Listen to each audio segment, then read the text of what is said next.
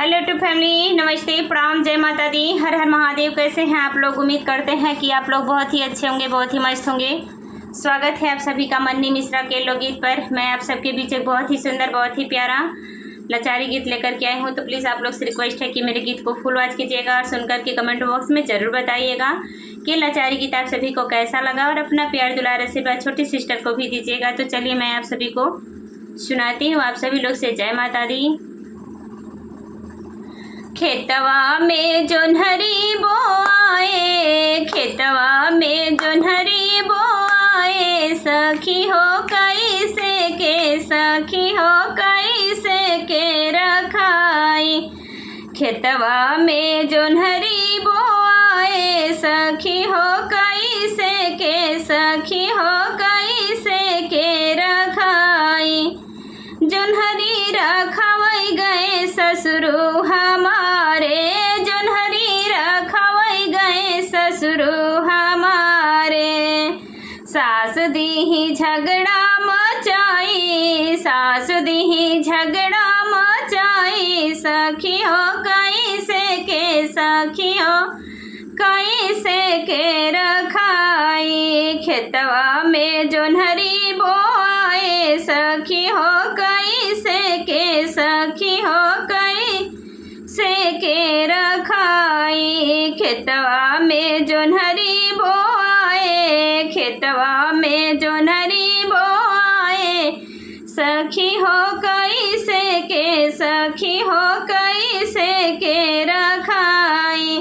जोन्हरी रखवै गए जेठऊ हमारे, जोन्हरी रखवै गए जेठऊ हमारे।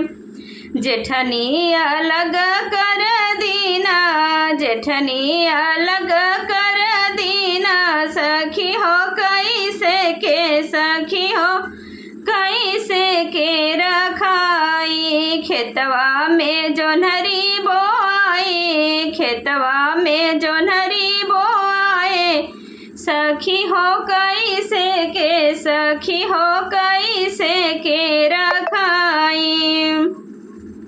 जोन्हरी रखवै गए देवरू हमारे, जोन्हरी रखवै गए देवरू हमारे।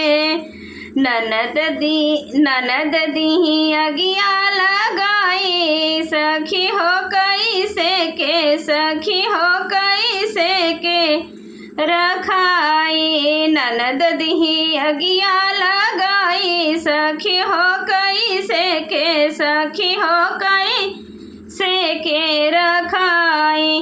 खेतवा में जोन्हरी बोआए, सखी हो कैसे के, सखी हो कैसे के रखाई। खेतवा में जोन्हरी बोआए, सखी हो कैसे के रखाई। जोन्हरी रखवै गए बलमु हमारे, जोन्हरी रखवै गए बलमु हमारे। तब हम भुज भुजी खाई, सखी हो कैसे के, सखी हो कैसे के रखाई।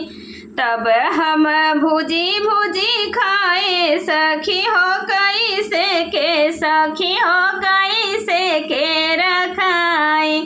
खेतवा में जोन्हरी बोआए, सखी हो कैसे के, सखी हो कैसे के रखाई। खेतवा में जोन्हरी बोआए, सखी हो कैसे के, सखी हो कैसे के रखाई। तो ये गीत आप सभी को कैसा लगा प्लीज़ कमेंट बॉक्स में ज़रूर बताइएगा।